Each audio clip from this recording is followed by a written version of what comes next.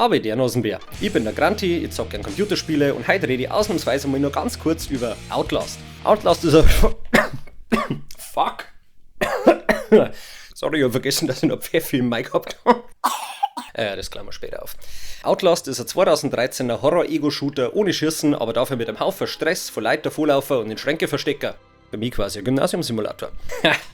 Ganz ehrlich, was immer in dem Spiel noch kommt, mit der Triggerwarnung haben sie mich schon mal voll abgeholt. Und wer sich jetzt halt über den Graphic Sexual Content gefreut, kann euch gleich schon sagen, dafür rentiert sich das Spiel nicht. Hier kriegen wir eine kleine rollenspielmäßige Einführung, wer wir sind und worum es in dem Spiel geht. Wir spielen an Miles Upshur, wieso klingt der wie ein Backstreet Boy, ein Redakteur, der eine kleine Kolumne fürs lokale Kasbladel schreiben will, nachdem er einen Brief von wem aus einer alten und mittlerweile geschlossenen Anstalt gekriegt hat, in der angeblich an Menschen experimentiert worden ist. Weswegen der Miles für eine hervorragende Idee halt komplett lower mitten auf Nacht zu einer alten Irrenanstalt zum Fahren und nicht einmal der Schissens Zinnheizel mitzunehmen, geschweige denn eine gescheite Taschenlampe. Stattdessen packt er sich irgendeine windige Kamera ein und sonst nix. Kann man wahrscheinlich froh sein, dass er überhaupt eine Hosennutzung hat.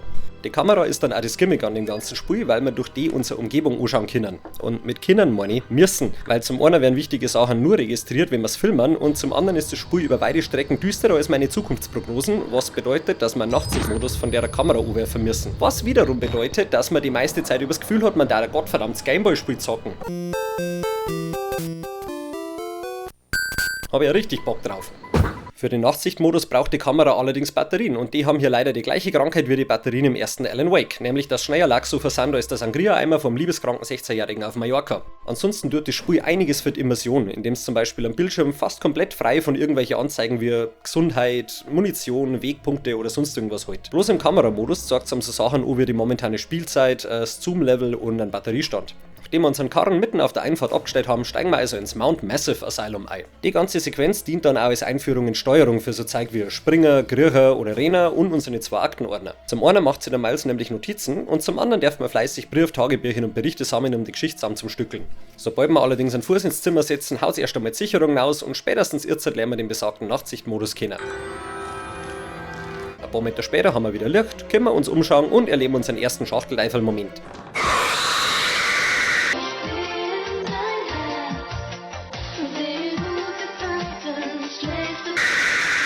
Hier drin wird recht bald klar, dass irgendwas nicht passen kann, weil alles voller Scherm und Blut und Scheißdreck ist. Bon, soweit ist das eigentlich nur der Frankfurter Hauptbahnhof. Aber irgendwann schmeißt unser 2 Meter Fleischberg durch eine Glasscheibe.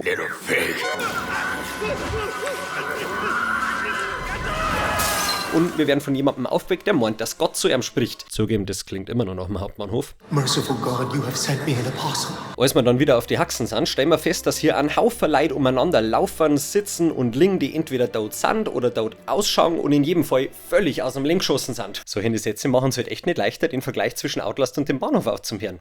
Bahnhof. Herzlichen Glückwunsch zum Stimmbruch mit fast 40 Jahren. Nicht lang drauf kommt der Moment, ab dem nicht nur klar wird, dass das Spiel einen hervorragenden Sinn für Humor hat,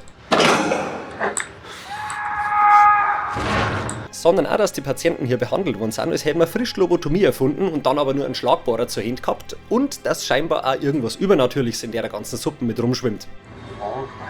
The only way out of this place is the truth. Accept the gospel. Das Korps und das gute Suppen, das Ganze. Eher so eine lauwarme Lungenharing-Sammlung, in der irgendein Sellerie umeinander dümpelt. So eine richtig reidige Locker, in die du einfach nur reinschlagen möchtest. Was zum Teufel? Ich glaube, an dem Tag habe ich irgendwo einen Sellerie im Essen gehabt, weil mich wenig so sehr aufregen kann wie der scheiß Sellerie. Jetzt geht es jedenfalls im Spiel so richtig los und zwischen so spannende Holzstöckchen-Angelegenheiten wie Sicherungen sammeln oder an Radl dran, sagt sie dann auch die hauptsächliche Spielmechanik, nämlich Schleicher. Oder, falls man zu blöd zum Schleicher ist, Renner und Verstecker. In so ziemlich jedem Abschnitt von der Anstalt gibt es irgendwen, der meint, wir sind mir ein paar Finger schuldig oder Leute, die in uns reinbeißen wollen, weil wir so schön glatt die Haut haben. Kurzum, wir werden entweder verfolgt und dürfen eine ordentliche Cardio-Einheit absolvieren oder wir werden verfolgt und müssen uns verstecken. Ich glaube, ich lasse mich lieber fressen als unter dem Matratzen zum Griechen, aber das sind bloß meine Prioritäten. Oder wir versuchen so leise wie möglich um alles herum zum Stravanzen, was sich gerne einen Traumfänger aus unserem Dünndarm flechten will. Im Laufe vom Spiel findet man dann mehr über die Hintergründe von einem Project Wallrider raus, das hier auf Kosten der Insassen erforscht worden ist. Dort glaubt, die Nazi-Ärzte spielen auch nur eine Rolle. Gibt's eigentlich nur irgendwelche Besenärzte, die nicht deutsch sind? Haben wir wieder ein fucking Monopol oder was? Und ich spoilere hier jetzt einmal keine Enden oder sowas, aber ich sage euch gleich, dass meiner Meinung nach die Geschichte nicht die tragende Säule von dem Spiel ist. Die ist eher so ein Nupsi, das dafür sorgt, dass der Tierklinken nicht in die Wind reinkracht. Bringen Sie einfach unsere leicht zu bedienenden Wandtürstopper an und schützen Sie Ihre Wände vor Türknallen. Vielleicht sogar noch irgendwie ein Flimmgitter im Fenster oder sowas. Aber wenn es um Originalität geht, darf es jedenfalls hinten anstehen. Was aber ziemlich originell ist, oder war, als das Spiel rausgekommen ist für mich die besagte Kameramechanik. Weil die in Kombination mit der klaustrophobischen und meistens saudunkler Umgebung, einer genialen Geräuschkulisse und gezielt platzierte Schreckmomente sorgen nämlich dafür, dass Outlast was ist, was die meisten Leute am besten auf dem Klo spielen. Die Atmosphäre von dem Spiel ist hervorragend, auch wenn es im letzten Drittel ungefähr so eine Kehrtwende hinlegt wie Gabriel Knight's Sins of the Fathers. Ich möchte jetzt nicht zu viel verraten, aber wer sich an dem Zeitpunkt daran gewohnt hat, dass hier überall finsterer ist als im Arsch der Hölle, der wird ab da vermutlich eine Sonnenbrille brauchen. Auf dem Weg durch die ganze Anstalt hin zur Wahrheit gibt's nicht viel wirkliche Gegner, aber genau das hat einen gewissen Reiz. Du kannst dir in dem Spiel nämlich nie ganz sicher sein, wer einfach nur mit sich selber redet, während der Stange Wasser ins Eck steigt und wer sich gern Chips aus deiner Haut machen möchte. Und die, wo richtigen Gegner das gibt, die stehen dafür umso mehr heraus. Entweder weil es der Maniküre mit der Heckenschau verpassen, oder weil es umeinander laufen wird, der Typ, der sich keiner Grundschule mehr nähern darf. Nope. Talk to your children about not talking to strangers. Unsere Reise führt uns im Endeffekt dann durch Kanalisation, einen Außenbereich, der mehr oder weniger kompletter Stevie Wonder Simulator ist. Diverse Zellentrakte und Büroabteilungen zum Ende, das entsprechend der Geschichte jetzt nicht der Wahnsinn ist, aber mit ein oder zwei ganz nette Überraschungen aufwartet. Falls euch jetzt fragt, so au, fuck. Sorry, ich hab meinen Fuß so gehauen. Alles gut. Falls euch jetzt fragt, ob Outlast was für euch war, hier ist meine absolut objektive und natürlich unfehlbare Pro- und Kontralisten. Der Kerl amputiert. Was ich an Outlast super finde, ist, dass es einen in eine extrem wehrlose Position bringt. Okay, here we go, arms and legs inside the car at all times. Wir kriegen keine einzige Waffen, es ist fast immer irgendwer hinter uns her und wir können uns nie sicher sein, wann und wo wir das nächste Mal Ruhe haben. Die Kamera- und Nachtsichtmechaniken sind dann noch mehr extra scharfe Stress, weil durch die Batterien die einzige Möglichkeit, uns im Dunkeln zu bewegen und zu orientieren, limitiert wird. Grafik ist auch noch über 10 Jahre noch pfennig gut, bloß abgesehen von der Szenerie am Anfang war irgendwie nichts dabei, was mich großartig beeindruckt hätte, muss ich sagen. Geräuschkulissen hingegen ist eine richtig geile Mischung. Da gibt's relative Stille mit atmosphärische Geräusche wie irgendwelche Pieps und Pups vom Telefon in der Büroumgebung. Oder britschlige Effekte, wenn wir bis zu die Knie im Wasser umeinander hampeln müssen. Oder die angenehme Diskussionskultur unserer aktuellen Mitbewohner, die mit dem Umgangston im Internet mithalten kann.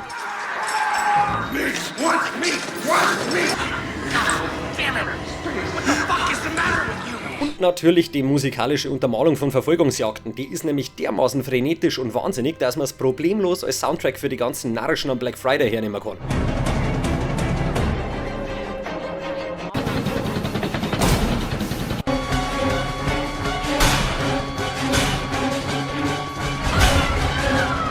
Was ein extra Punkt von mir kriegt, ist die Tatsache, dass wir unseren Charakter die ganze Zeit schnaufen hören können. Das sorgt nämlich unterbewusst für zusätzliche Anspannung. Oder unerwartete Anflüge von Gamsigkeit. Was jetzt nicht irgendwie dran liegt, dass ich drauf stehe, wenn mir Leute anschnaufen. Das war schon echt ein bisschen seltsam. Nein, ich finde es einfach nur echt geil, wenn Leute Angst haben. Ein großer Pluspunkt von Outlast ist für mich jedenfalls nur, dass es einem echt leicht macht, sie in Hauptcharakter rein zu versetzen. Ich mein, sogar mir hat es am Anfang einmal richtig gerissen. Ach, du blutige Und ich bin normalerweise keiner, den ein Computerspiel so schnell erschreckt. Das soll jetzt wirklich nicht angeberisch klingen, es ist einfach so. Solche Schachtelteufel-Momente kriege ich meistens einfach nicht. Es hat scheinbar auch seine Vorteile, wenn man emotional komplett abgestumpft ist. Und ich darf mich ja echt gern drüber freuen. Aber naja. Aber natürlich ist Outlast jetzt auch kein Meisterwerk des Horrors für mich. Das fängt schon damit an, dass die Geschichte weniger hergibt als Amazon, wenn es um Steuerzahlen geht. Bisschen unmenschliche Experimente hier, bisschen Geister blabla da drüben, wegen einer Irrenanstalt drüber und fertig. Und auch unser Charakter ist jetzt wirklich keiner, den man sich merkt. Aber wen ich mir gemerkt habe, ist dieses absolute Steroidopfer da. Der heißt nämlich, lass mich schnell nachschauen, Chris Walker. Nicht Nemesis, nicht Sephiroth, nicht einmal Mr. X oder sowas. Na, das ist der Chris. Das hat ungefähr den gleichen Effekt auf mich, wie wenn Leute der Katz Thomas nennen oder so. Und die gerade noch gelobten Kamera- und Nachtsichtmechaniken bringen leider auch einige Nachteile mit sich. Nämlich, dass gute 3/4 von dem Spiel oder so die Farbpaletten von einer Efeu-Hecken haben. Das muss man schon mengen. Und was die Hauptmechanik vom Weglaufer und Verstecker angeht, mei, das ist so eine Sache, die man auch relativ leicht austricksen kann, indem man irgendwie ein Schleiferl um die Couch oder so läuft. Kein Gegner ist wirklich schneller als mir, deswegen ist die ganze Lauferei eigentlich nicht so die riesige Herausforderung, außer man landet in einer Sackgasse. Und es kann dann theoretisch schnell langweilig werden, wenn das Spiel nicht schon noch ungefähr 5 Stunden durch war. Ob das jetzt ein Vor- oder Nachteil ist, könnt ihr selber entscheiden. Ich finde es jedenfalls genau richtig für ein Spiel, das so minimalistische Mechaniken und Story zu bieten hat.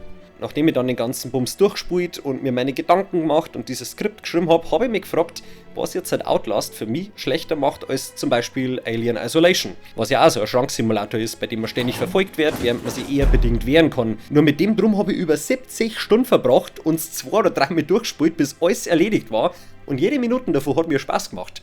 Ich denke mal, es liegt zum einen daran, dass es in Alien Isolation einfach viel mehr und vielseitigere Spielmechaniken gibt. Ich meine, du hast den Radar, du hast das Bastelsystem, du hast vor allem eine deutlich bessere Geschichte und eine Heldin, die einfach richtig Fleisch am Knochen hat. Ich schau nicht so, das ist kein Flirtversuch. Was ich meine ist, die hat einfach mehr Charakter, Motivation und Verbindung zu allem und irgendwie wirkt es halt echter. Und obwohl Alien Isolation auch zum großen Teil auf Stress baut, den es mit seinen Spielsysteme fördert, ist es einfach nicht so drüber wie Outlast.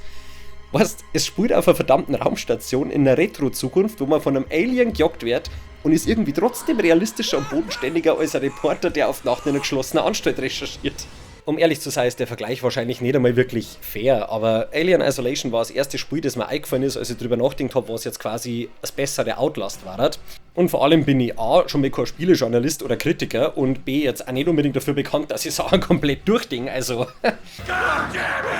Mein Fazit ist jedenfalls, für wen Horror und Stress ungefähr synonym sind, der macht mit Outlast auch 13 Jahre nach seinem Erscheinen nichts verkehrt. Es kostet so gut wie nichts, es ist grafisch hervorragend gealtert, es hat eine super Atmosphäre und es wird trotz seiner sehr reduzierten Mechaniken gerade so nicht langweilig, weil es einfach schnell durchgespielt ist. Erwartet jetzt bloß keine großartige Story, Charaktere, zu denen man Bindung aufbaut oder dass irgendwas anderes als das Erlebnis selber wirklich hängen bleibt. Okay, eine Sache bleibt mit Sicherheit hängen. Mir fällt gerade auf, dass ich das vielleicht zensieren soll, weil es ist schon ein bisschen hart. Also eigentlich nicht, aber ihr wisst schon, was ich meine. So.